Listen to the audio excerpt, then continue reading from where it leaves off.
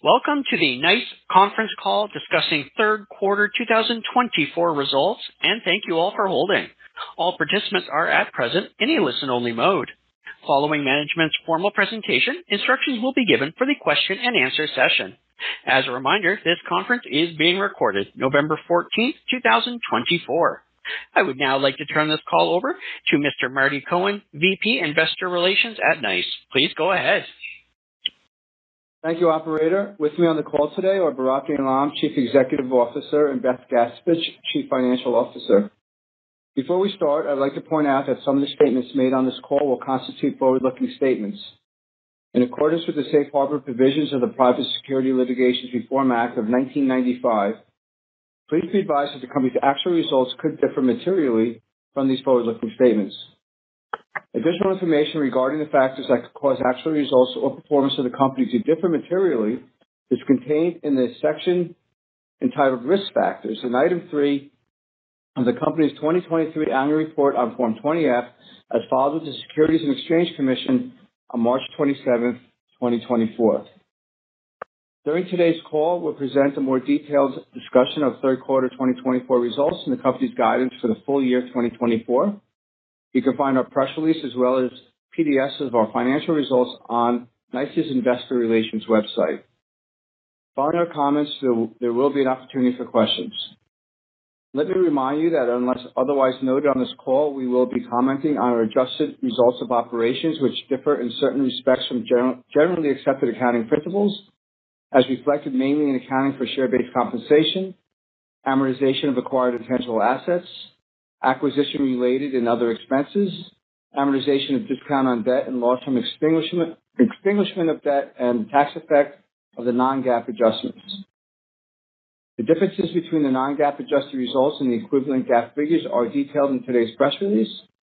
The information and some of our comments discussed on this call may contain forward-looking statements that are subject to risks, uncertainties, and assumptions, and I'll now turn the call over to Barak. Thank you, Marty, and welcome everyone. We're thrilled to announce yet another excellent quarter where we exceeded the high end of our expectations, beating the upper limits of our guidance on total revenue and earnings per share. This remarkable performance doesn't just highlight our competitive edge, it redefines it, propelling us leagues ahead of the industry and fortifying NICE as the go-to partner for enterprises across the globe. Our success speaks loud and clear. When businesses want excellence, they turn to NICE. We reported total revenue of $690 million in Q3, representing an increase of 15% compared to the same quarter last year, with cloud revenue growing 24% to $500 million, exceeding the $2 billion ARR mark, the highest cloud growth on the largest cloud revenue base in our industry. Our scale and superior platform architecture continues to drive outstanding profitability. The numbers speak volumes. Operating income surged 20% to reach $221 million, and operating margin climbed by 140 basis points to a record 32%. This resulted in an impressive 27% leap in EPS over last year's same quarter, hitting $2.88 for Q3. To top it off, we delivered exceptional cash flow, generating $159 million in operating cash, a 32% increase compared to Q3 last year, and continuing the year-over-year trend of accelerating cash flow. This strong financial performance is a result of our continued excellent execution, showcasing just how far we're pulling ahead and reshaping the industry landscape. Year to date, we have displaced legacy on-prem competitors in over 100 large enterprises. Additionally, over 45 leading brands turned to NICE this year following failed CCaaS deployments by other cloud vendors. Our partner ecosystem is flourishing, with over 40 new partners joining our ranks from the beginning of the year, including over 20 international partners, all of which chose to join the success of NICE and our powerhouse CXone platform. These results are more than numbers. They are a resounding testament to our industry-defining leadership. We are on the precipice of the era of exponential impact, fundamentally reshaping the landscape of enterprise software. Artificial intelligence is cutting through the traditional distinction between systems of record, workflow, and intelligence. This paved the way for the creation of hyper platforms with each market domain, serving as the comprehensive system of everything for the first time. Concurrently, we find ourselves in an epoch where enterprise users and their desktops are rapidly being dethroned from their central positions in organizational workflows, replaced by an alternative control points that are essential for delivering AI-driven automation. To navigate this tectonic shift, software leaders must swiftly master new capabilities. Just as the transition to the cloud a decade ago necessitated that software providers evolved from code builders to SaaS operators, this new era will demand that they also excel as data curators. This transformative model will not only reshape monetization strategies, but also unlock unprecedented avenues for value creation. In the realm of customer service, this era of exponential impact is poised to be pivotal, propelling technology to assume a central role in service delivery. Historically, the customer service equation has been heavily skewed, with 90% reliance on human resources and nearly 10% on technological solutions. Today, we possess the tools to invert this equation, bringing us closer than ever to fully automated customer service that meets both precision and scale. Nevertheless, the journey toward authentic automation in customer service is fraught with challenges. With significant barriers to domain expertise, only those vendors fortified with deep resources and robust foundation in customer service, including agents, workflows, and knowledge, will successfully make this leap. At NICE, we possess all of that and an unrivaled advantage. Unlike CRM and generic big tech, we manage billions of customer service interactions every year, providing us exclusive, unfettered access to customer intent at any given time, the most important ingredient for customer service automation. These, together with our vision, resources, and technological pros, put us in a unique position to lead this transformation. A few weeks ago, we unveiled our new mission for NICE, to spearhead the wave of customer service automation at scale and with utmost precision. We're achieving this with the introduction of CXone Empower, our market-leading hyper platform meticulously designed to facilitate end-to-end automation in customer service. CXone Empower enables enterprises to design, build, and operate their customer service framework, from agents to workflows to knowledge management within a single integrated platform. With customer service-specific functional AI, CXone Empower equips businesses to deliver orchestrated, intelligent customer service that addresses the needs of every B2C organization. CXone Empower is the culmination of over a decade of relentless innovation combined with NICE's unique set of assets and substantial investments.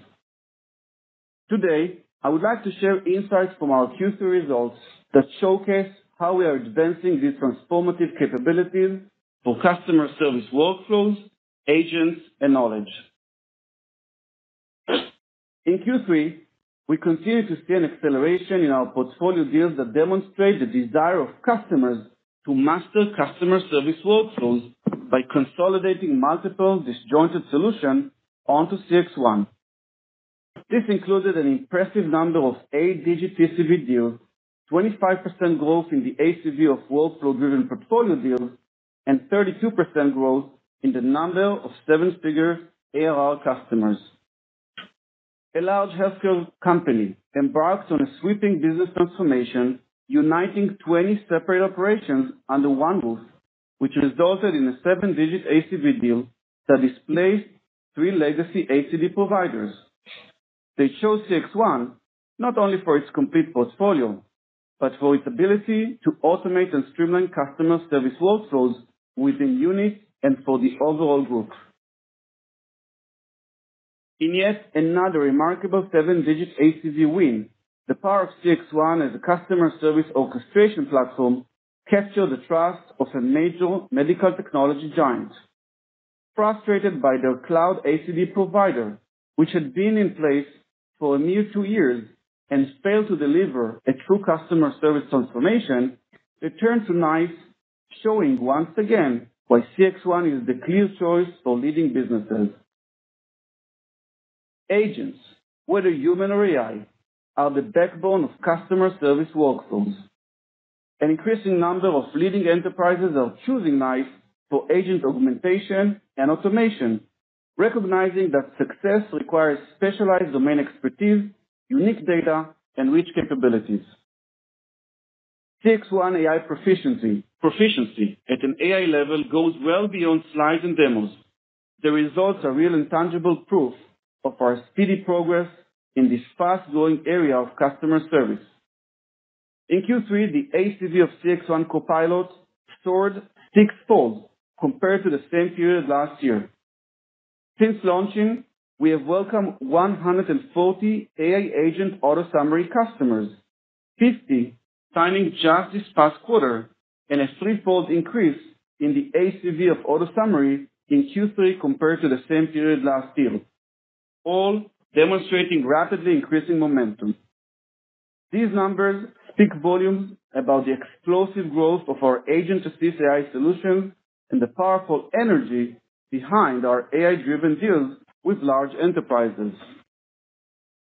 In one such impressive 7-digit ACV deal, a major global payments technology company was looking to empower, augment, and automate their customer service agents.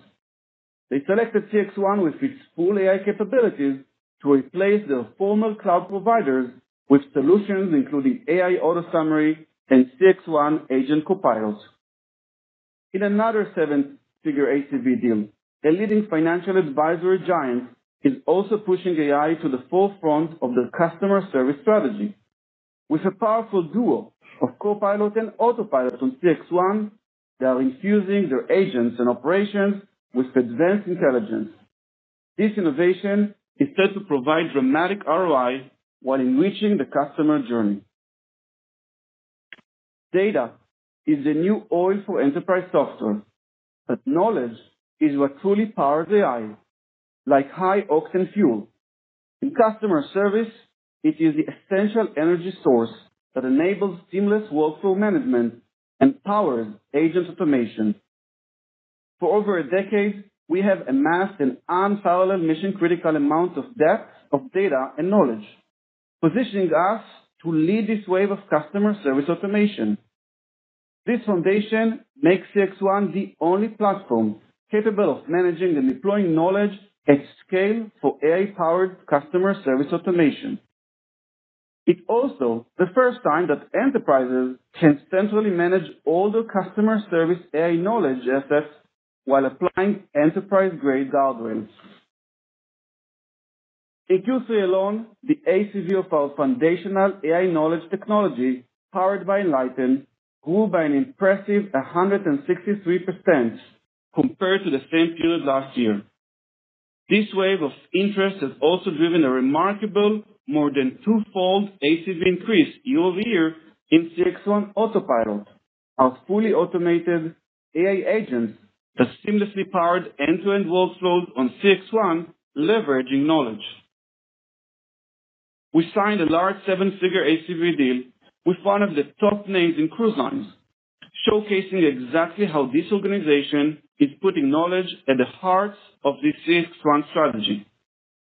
Already a valued customer, they are now going all in with CXone Autopilot to deliver full customer service automation thanks to NICE's unique knowledge assets. In yet another large 7-digit ACV deal, a major Midwest healthcare provider also selected CXone for customer service automation, leveraging NICE's knowledge-powered Autopilot. This is one example out of many where customers select CXone not only to replace legacy systems, but also as their AI automation partner instead of their CRM and other digital providers. It demonstrates the criticality of knowledge that uniquely exists in our leading interaction-centric platform, CXone. These large enterprise deals represent just a glimpse into the deals we continue to sign quarter after quarter, showcasing the transformative capabilities of CXone as a platform that advances powerful foundational intelligence AI for customer service agents, workflows, and knowledge. Additional Q3 customer service automation deals driven by AI included one of the largest financial institutions in Canada, a very large regional healthcare company, a well-known construction service company, a giant online marketplace, one of the largest global telecom companies, and many others. Our success story continues to gain recognition across the industry, with recent accolades from Gartner's prestigious annual report. Not only do we hold our strong leadership position in the Magic Quadrant, but we were also the only vendor in the Leaders Quadrant who advanced while others moved downward. Even more exciting, Gartner highlighted our AI capabilities as a clear strength and acknowledgement of our leadership in shaping the future. Our impressive financial results this past quarter, alongside major deal signings, especially at the high end of the market, and our groundbreaking innovation like CXone and Power, are just the tip of the iceberg. Beneath the surface, we're financially rock solid, backed by strong balance sheet, the industry largest and most elite go-to-market team, a rapidly expanding partner network, and the biggest R&D team in the business. With all this momentum and the expected accelerated cloud growth in Q4, we are poised to charge ahead on an exciting path forward. And finally, as this will be my last earnings call, I want to express my gratitude to each of you for the trust and support you have shown me over the years. Leading this company has been one of the greatest honors of my life. Together with 9,000 NICErs, we have built NICE into a multi-billion-dollar global category leader. I have full confidence in NICE's continued leadership due to the strength of our team, the resilience of our vision, and the many opportunities ahead. I will continue to drive the company to the end of the year and ensure a smooth transition to Scott Russell, who will assume the CEO position on January 1st. I will now turn the call over to Beth. Thank you, Barak. I'm proud to report another quarter of excellent financial performance, with results in Q3 exceeding the high end of our guidance range for both total revenue and EPS. Our revenue grew 15% year over year, paired with impressive profitability, as our operating margin reached an all-time high of 32%. We've continued to demonstrate our strong ability to unlock operating leverage while we scale our business, which now exceeds $2 billion in cloud annual recurring revenue. This strength was also demonstrated once again by our robust last 12 months free cash flow margin, which exceeded 25% in the third quarter. Total revenue was a record $690 million. With total revenue growth of 15% in the quarter, comprised of healthy growth both in the cloud and in our product revenue. Recurring revenue increased to nearly 90% of total revenue compared to 87% last year. Cloud revenue, which now represents 72% of our total revenue compared to 67% last year, increased 24% year over year to a record $500 million. Our cloud growth rate continues to outpace our industry, even as we operate on a much larger revenue base and scale. Our third quarter cloud growth was driven predominantly by CXone, where we are displacing both on-premise legacy vendors as well as other CCaaS vendors.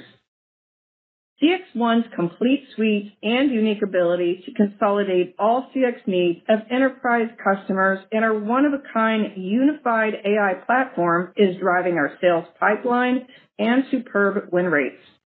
That growth was evidenced in Q3 by the 33% year-over-year increase in the number of our greater than $1 million ARR CXone customers. Further, the attach rate for those customers was 100% in the quarter. Our CXone backlog from signed deals has greatly expanded over the prior year with two main changes in the mix.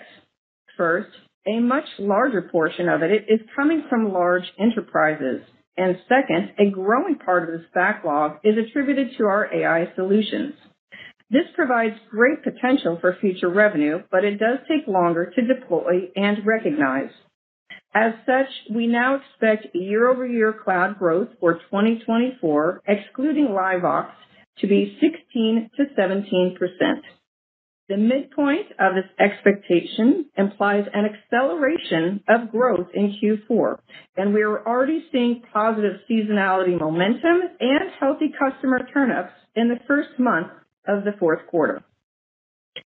Services revenue, which was $150 million, represented 22% of total revenue and decreased 6% year-over-year, as expected, mainly due to our transition to the cloud, where we are adding less new maintenance revenue associated with our premise-based solutions. Product revenue, which represented 6% of total revenue in the quarter, grew nicely year-over-year, stemming from several large on-premise enterprise deals and increased 6% year-over-year.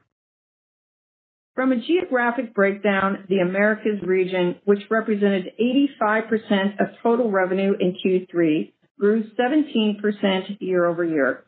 The Americas region has continued to excel as we are consistently replacing competitors' on-premise legacy solutions with CXone, in addition to further expansion of our existing CXone customer base. The EMEA region, which represented 10% of our total revenue, increased 14% year-over-year, driven by robust growth in cloud revenue. Over 50% of our EMEA total revenue was generated from the cloud in Q3, and we expect our growth in this region to continue to further shift to increasing recurring revenue as a result of cloud wins this year already in our backlog.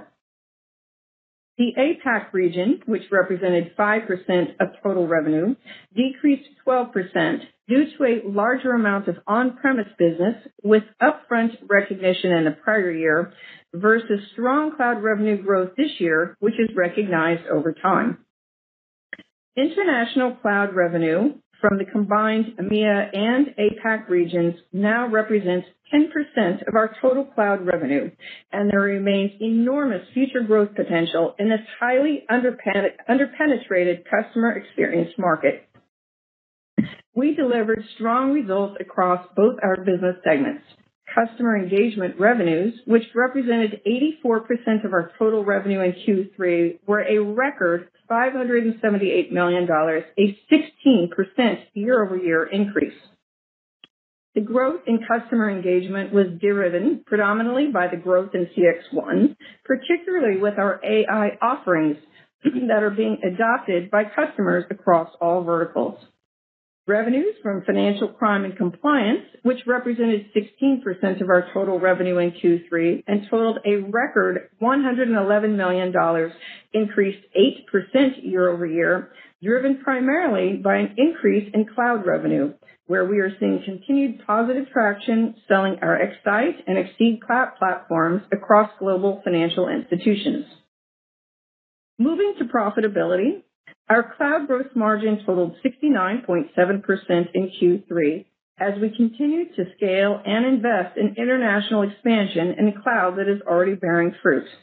Additionally, unlike others in our industry, our CXone platform utilizes our proprietary AI solutions that don't rely on generic LLMs, and therefore our AI is more accretive to our gross margin. We remain steadfast in our expectations to reach our 75% cloud gross margin target in the medium term. In Q3, Operating income increased 20% year over year to $221 million, and our healthy operating margin expanded 140 basis points to a tremendous record of 32% compared to 30.6% last year. Our strong operating leverage, coupled with continued wins in the higher margin large enterprise market, positions us well, and we are raising our expectations to finish the year at approximately $850 million of operating income and in excess of the 31% operating margin target we shared at our June Investor Day, and to achieve our 35% operating margin target within the medium term. Earnings per share for the third quarter far exceeded our expectations, coming in well above our guidance range at $2.88, a 27% increase compared to Q3 last year. The ongoing confidence in our business, combined with our commitment of returning value to our shareholders, was evident in our high-performing EPS results this quarter, which benefited from our strong profitability combined with the accelerated buyback we have undertaken this year. Cash flow from operations in Q3 was $159 million, an increase of 32% year over year. Over the last 12 months, we have generated free cash flow of $668 million, yielding a free cash flow margin of 25%, a level unrivaled in our industry. This exceptional financial profile enables us to expand our market leadership by reinvesting in innovative AI growth initiatives, pursue strategic M&A opportunities, and enhance shareholder returns through our share buyback program. In Q3, we repurchased shares totaling $86 million, completing our 300 million share buyback program, and started implementing our larger $500 million share repurchase program. Total cash and investments at the end of September totaled $1,527 million. Our debt stands at $458 million, resulting in net cash and investments exceeding $1,068 million. In conclusion, our third quarter results stand out in our industry, demonstrating our proven ability to simultaneously drive strong growth in both total revenue and profitability. Our strong execution has resulted in excellent financial results across the board this quarter, and with great AI momentum, it's clear that we are poised for ongoing success. Before I turn to guidance, I'd like to take a moment to express, on behalf of the entire NICE team, our deepest gratitude to Barak. His leadership has been nothing short of extraordinary, and he's fostered a workplace culture that has inspired all of us. Thanks to his vision and direction, we're primed and ready to seize the many exciting opportunities that lie ahead. We're equally excited to start our next chapter with Scott Russell joining us as our new CEO in January, and we look forward to deliver ongoing success for years to come. Now, I'll close with our total revenue and non-GAAP EPS guidance for the full year 2024. For the full year 2024, we are maintaining our previous total revenue guidance and raising our EPS guidance. We reiterate our full year 2024 total revenue guidance, which is expected to be in the range of $2,715 million to $2,735 million, an increase of 15% at the midpoint. We now expect full year 2024 fully diluted earnings per share to increase to a range of $10.95 to $11.15, which represents an increase of 26% at the midpoint. I will now turn the call over to the operator for questions. Operator? Thank you. We will now begin the question and answer session. If you would like to ask a question, please press star 1 on your telephone keypad to raise your hand and join the queue. If you would like to withdraw your question, simply press star 1 again. Your first question comes from the line of Tyler Radke from Citi. Your line is open.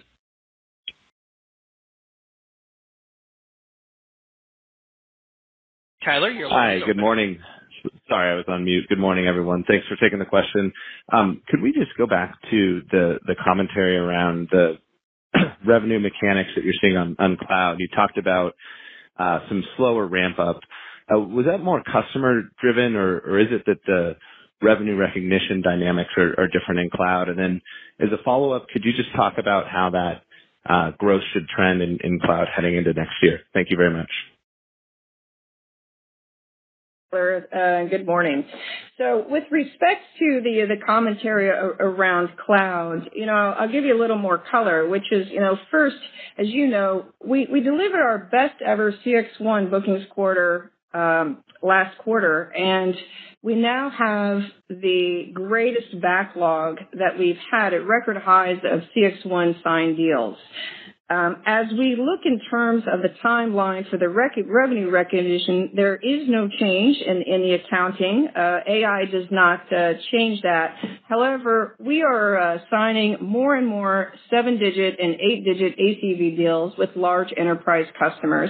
That, combined with the success we're having of our AI solutions, Copilot, Autopilot, Auto Summary, bring more complexity into those deployments. And that is what we're seeing take hold in some of our revenue and changes in our estimates.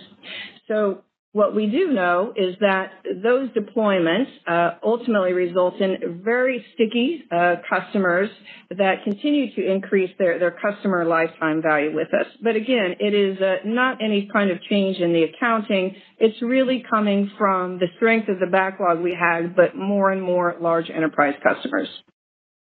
And just to add to that about your second question, as we mentioned on the remarks, we are seeing acceleration in the cloud growth rate in the fourth quarter. We're yet giving guidance for next year. You mentioned that, but we see from October billings and activity both the turn-ups, as Beth mentioned, as well as the billing overall, a very good sign for the fourth quarter.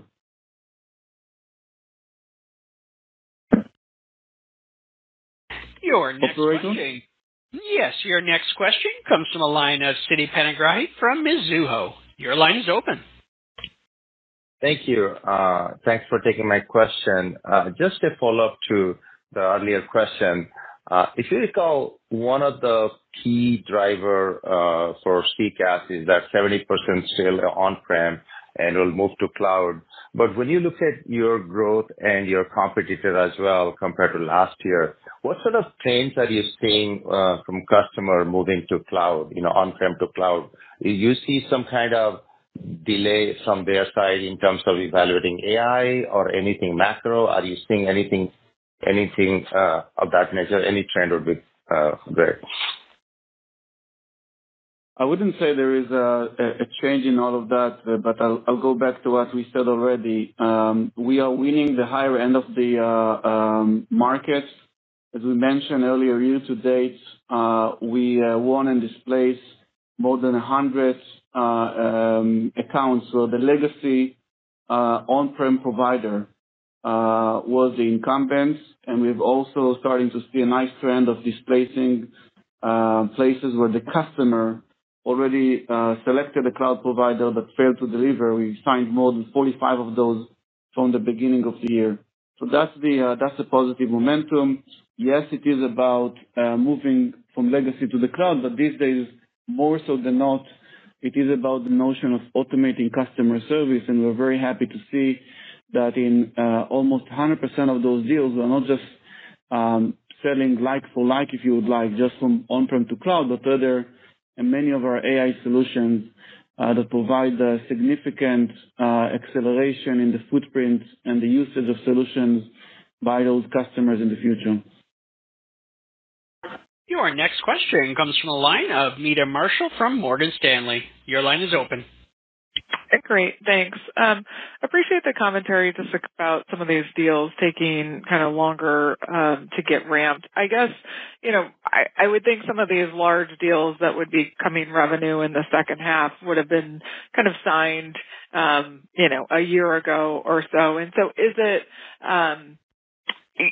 that they're kind of going back and making sure that they have all of the AI toolkits, and kind of revisiting and adding to what those implementations are going to be, and that some of the elongation. I guess I just want to get a sense of, are these older deals that are kind of impacting the second half of this year, or, how we should be thinking about that? And then second, just any commentary on, LiveVox, and is it kind of performing as expected for now? Thanks. Thank you for the questions, Mita. And, I'll start by talking about the deployments that we highlighted. First, we launched our AI solutions with Copilot and Autopilot back at Investor Day of 2023. And generally, right out of the gate, we saw great success, and Barak just highlighted, that we've seen that great success continue on into this year. So while customers are quite familiar with our traditional CXone platform, when it comes to our AI solutions, they are newer solutions for them, and they are more thoughtful as they consider how AI will be deployed within their organizations. So, to your point about the timing of these deals, it really is kind of coming back to both the complexity that we see with large enterprise deals, and of course we've had more and more of those from last year coming into 2024 as well, inclusive of, as I said, the thoughtful deployment around the newer AI solutions that we offer. If I also comment on the question about LiveVox, so we continue to perform as we expected for the LiveVox portion of the business. We are seeing that LiveVox business being more and more integrated into our CXone platform, our go-to-market across the board. Your next question comes from a line of Rishi Jaluria from RBC Capital Markets. Your line is open.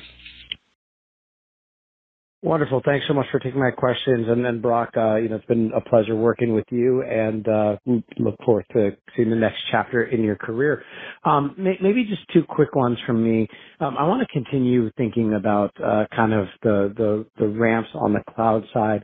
Maybe can you be explicit in terms of how has that ramp over time changed in terms of the lag from booking to when deals go live? And is that purely just a function of closing larger deals and maybe they're more complex and that's why they're taking longer to ramp, into live production, or is there something else? And maybe related to that, if we take a step back and we think about the Analyst Day where you kind of laid out the long-term model and talking about getting to 80% cloud penetration over the next several years, maybe can you walk us through from your perspective as these deals start to ramp up, what's the kind of right organic cloud growth rate that you'd be happy with, in terms of kind of going towards those long-term targets? Thanks. Sure. Thanks, Rishi. Let me start by saying that, it's, I don't want to repeat on what we've said already, but generally we have numerous motions in our business. Obviously, there is the more mid-sized customers that we've always been signing. That doesn't change. We have great opportunity, and we're seeing it already where those customers and new ones easily adding a variety of capabilities because of the flexibility of CXone. Auto summary was a great example of that. But as we go into the more interesting part of the market and we win more and more large customers, on our end, from the technology side, the platform is ready to onboard those customers in day one. But the market of customer service automation it's not just about the move from on-prem to cloud. That's the easy part if you would like. It is about, as I said before, re-engineering workflows, taking out agents from the workflows and embedding AI instead. So that for customers take a bit longer, but when it happens in a massive scale, and it's going to be there forever because it's going to replace people with our technology that had tremendous value. So it's a revenue that have a much higher profitability and a much higher lifetime customer value. We see, as Beth said before, a significant backlog that we have for CXone. With that change of mix, it gives us optimism about the future. And as we mentioned before, in Q4, given what we've seen in October already, we are estimating acceleration in the cloud growth. Your next question comes from a line of Jim Fish from Piper Sandler. Your line is open. Hey, guys. I do want to hit on that last point, Barak, that you just made. I mean, you guys acquired Playvox earlier in the quarter. I think it looks like $45 million of cash outflow here for it. Our math kind of points to about $20 million of contribution. So, first, can you talk about what Playvox gives you strategically when it closed and what we're supposed to be expecting in terms of contribution kind of moving forward? Yeah, I'll take that and then and allow Barak to add any further commentary. I think first of all, it's important to highlight that the Playvox was a technology tuck-in acquisition with a purchase price, around $40 million. We also saw some published articles that considerably exaggerated the revenue related to those deals, and again, it highlighted it's immaterial in terms of revenue contribution in our Q3 results. Your next question comes from a line of Samad Samana from Jefferies. Your line is open. Hey, everyone. Good morning. This is Billy Fitzsimmons on for Samad. Barak, we wish you best of luck in your future endeavors. And in terms of the question, Barak, since NICE last reported, several larger software vendors have introduced agentic or autonomous AI solutions. How do you see NICE's market position evolving as these companies that you partner with seemingly offer competing solutions? Appreciate the comment, Billy, and thanks for the question. As I mentioned before, I think we are, although it's been 2 years since the launch, if you would like, of generative AI, the adoption cycle of enterprises, like many other technological cycles, is much slower than our own adoption as individuals. So I think we're over the hype into reality, and there is understanding that taking something generic doesn't work for enterprises. It might add the ability to get further access to knowledge base and others, but to make it functional takes something else. We're talking about something called functional AI, and that's what happens when you take the right knowledge with the agents and workflow and connect it to all the back-end processes and back-end system of customer service. We have something, as I said before, that is critical and unparalleled when it comes to customer service automation. We have at any given time, in real time, access to the customer intent. And without a real-time access to the customer intent, you can't really automate customer service. We have it in real time, and we have the historical tens of billions of interaction of customer intent. That allows us to provide not just a functional AI, but also one that works at scales and precision.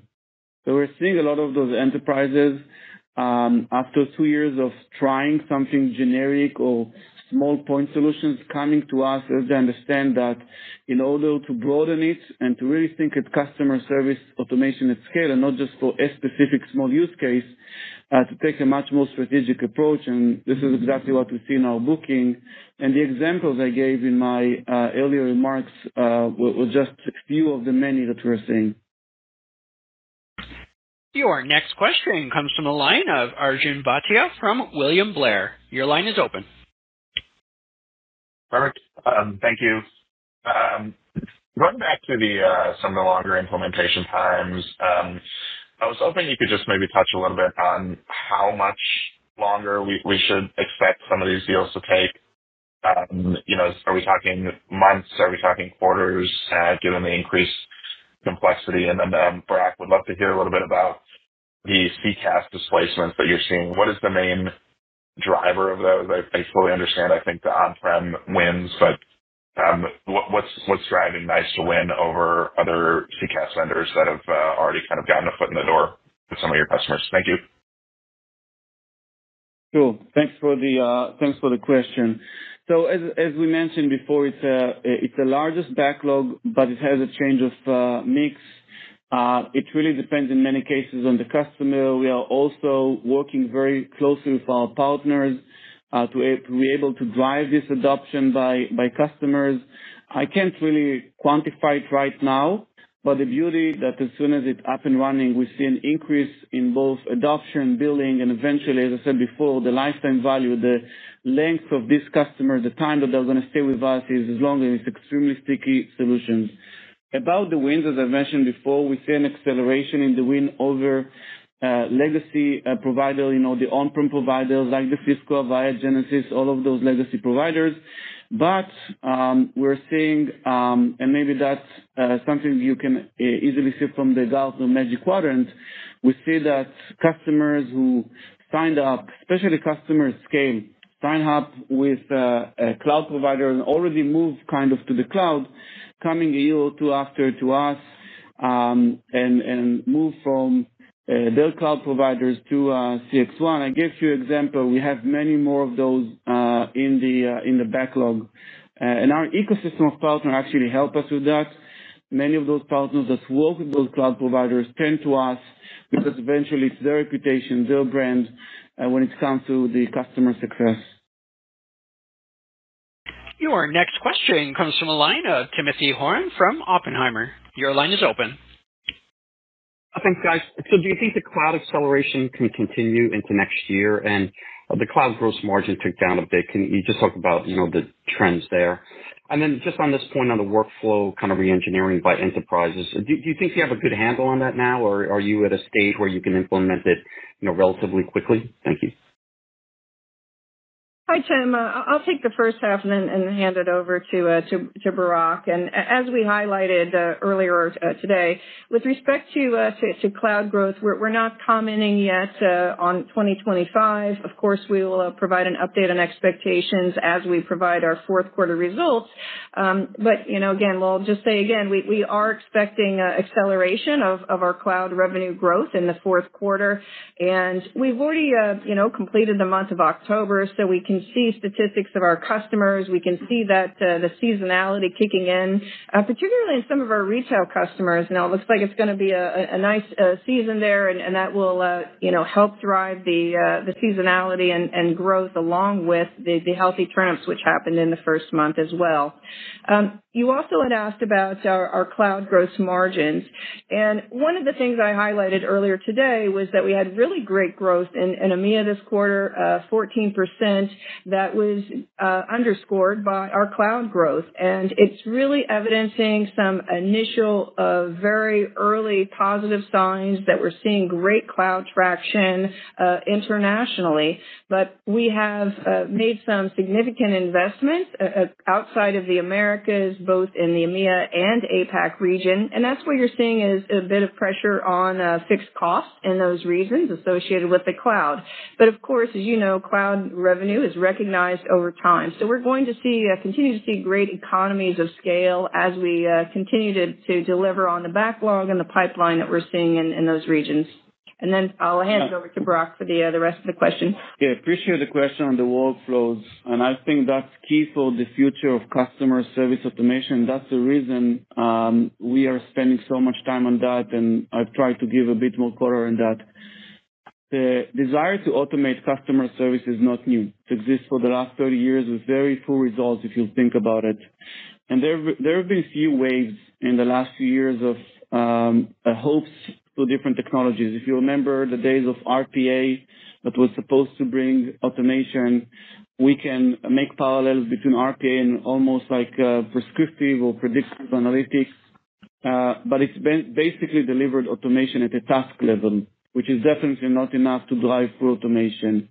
And then the early days of Gen AI augmented roles, specific roles in customer service, but didn't touch the full workflow and didn't really deliver the right gains or a full automation. We believe from what we're seeing that only functional AI with a system, a platform that oversees all customer service workflows, including all different roles, all different functions, is what will eventually deliver full customer service automation. And that's why we have launched CXone Empower. It's the evolution of CXone.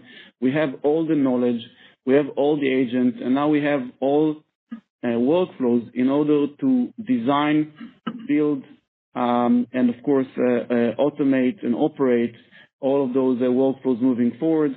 Any other tactical effort to automate customer service, we believe will result in what we've seen in the past 20, 30 years, which is very small local automation versus what enterprises really want and need. Your next question comes from a line of Patrick Walravens from Citizens JMP. Your line is open. Oh, great. Thank you. And Barak, we're going to miss you. I think one place where there's some investor confusion, and I'd love to hear your perspective on it, is who has the right to win when it comes to AI SKUs like, auto summary knowledge management.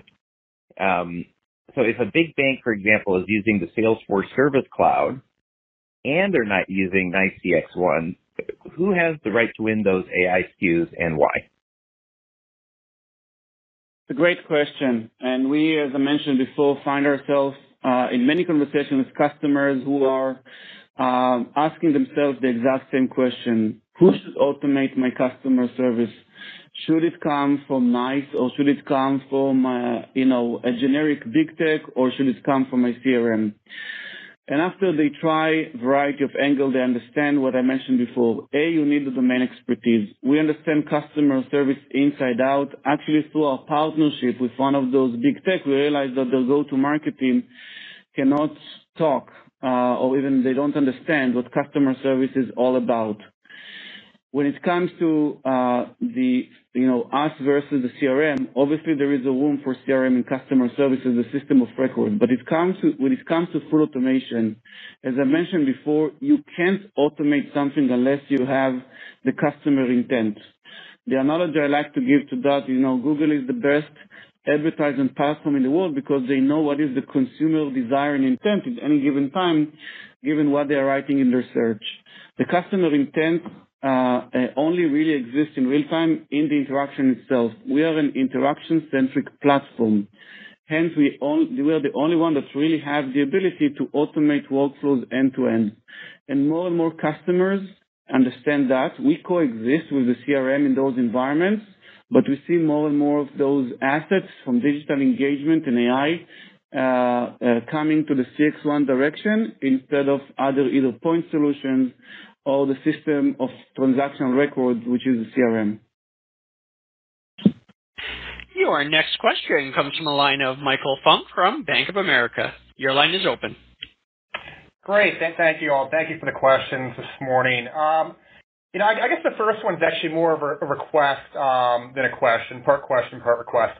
I get the comments on the backlog, record levels of backlog. Also understand longer deployment times for the large enterprise and AI solutions. I think that what the bears are picking at, though, is, the appearance that the organic cloud revenue growth is lower and no certainty around acceleration of that. What would be helpful, I think, is, if you could provide some commentary, maybe today or in the future, about the go-live timing expectations for that backlog, so we can actually bake that into our estimates in the future. That'd be very helpful. More details around that. The question from me is what competitive environment, and are you seeing any changes in win rates, execution, pricing pressure in the competitive environment, and if so, where regionally, or is that up market or down market? We are, first of all, about the first one, we took a note and will, of course, consider it moving forward. So appreciate the advice. On the second one, on the win rate, we feel that our win rate has been accelerating and growing in the last 18 months. We feel that when it comes to the large enterprises, some of the other players that wanted to go into this market aren't able to scale. We feel that some of our competitors are strategizing or taking short-term decisions because of certain financial structure or certain desired exit of the company. And we feel that some of the big tech that wanted to get into this market and made a big noise just 6 months ago, we haven't seen anything in the field. So we feel that our win rate is going well and accelerating, and we are optimistic to continue in this market.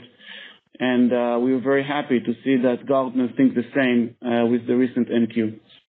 And Michael, I do want to just quickly kind of address the comments you made about the request because, first of all, I just want to, state again that one of the things we highlighted in the quarter is we saw a 33% year over year in the increase of the number of 1 million plus ARR CXone customers. And again, it just highlights the large number of enterprise customers that we're winning and that we're seeing in the backlog. When we think about the timing, it's important to say that technically with CXone and our platform, we have the ability to deploy our solution in a matter of days. And, we have plenty of instances where we've shown that we have the capability to do that. But as Barak highlighted earlier, especially as you're starting to consider about, large organizations rethinking about how AI and how our Copilot and Autopilot will actually re-envision kind of a seamless process workflow, it's a much more thoughtful deployment. And so, that's why we don't give specifics on the deployment time because we have customers, we continue to operate in all segments of the market that are deploying very, very quickly. But as we go into the large enterprise with customers that are buying a great amount of capabilities, it can take, upwards, 6, 9, even 12 months, as they're deploying some of the AI based solutions. So that's just to give you a bit more color. It is something we've kind of shared a bit in the past and just to give you a sense of what to expect in terms of timing.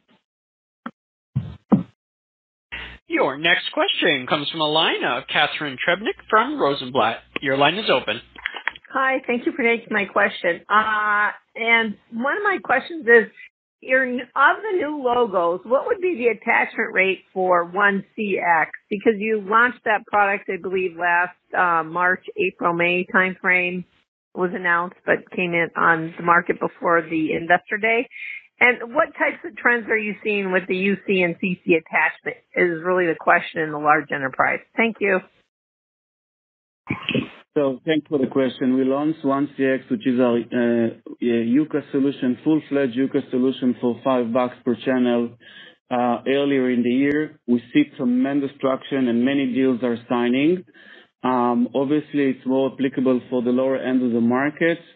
I think that UCaaS at the higher end of the market is boring and obsolete because it's being displaced by basically by Teams and completely separate from the CCaaS and the contact center solution. And there is no real need for future UCaaS in the higher end of the market. But for our customers at any size, we make it available, but we see the demand mainly on the lower end of the market, and we're very happy with the traction that we get.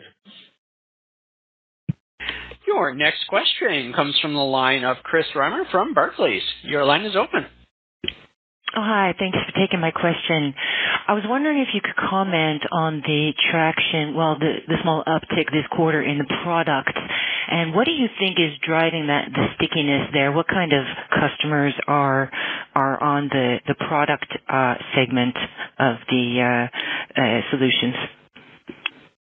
Yeah, thanks for the question, Chris. I think that if you look on our growth, you'll see that quarter after quarter, our overall revenue growth is being driven by the cloud. This quarter, we had a nice year-over-year growth in product as well. And what you see is from time to time, there are, generally a select and a lesser number of large enterprise customers that just haven't yet figured out exactly their roadmap to the cloud. It often occurs with organizations which are where cloud has not yet penetrated much of the market. They're in very early stages. So generally, you'll see that tend to be more outside of the Americas. Also, we tend to see that from time to time in our FCC or Actimize business, where cloud is still more in the early days. And so you will have those customers, as you saw this quarter, elect to purchase our premise-based solutions. And your final question comes from the line of Michael Lattimore from Northland Securities. Your line is open.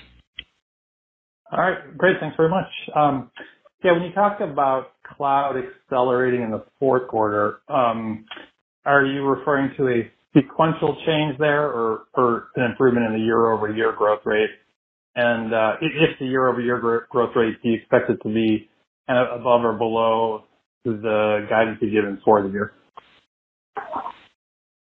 So with respect to the fourth quarter, we do expect the year-over-year growth rate in Q4 to exceed the year-over-year growth rate in Q3. In addition, we expect the sequential contribution in cloud to exceed going from quarter to quarter this year relative to what we experienced 1 year ago. So what it means for the fourth quarter or for the full year, again, you can do the math, but it is showing that the expectation for Q4 is an acceleration increase. And as we've highlighted a few times on the call, we have our usage coming out of October, which gives us some nice confidence as we head into the end of the year. And that concludes our question and answer session. I will now turn the call back over to Barak Eilam, CEO, for closing remarks. Thank you all for joining us today. And once again, thank you for the many years of partnership. And we will continue to drive the business to the end of the year and handing over the company to Scott with a great team over here. And NICE will continue to thrive. Thank you very much. This concludes today's conference call. Thank you for your participation. You may now disconnect.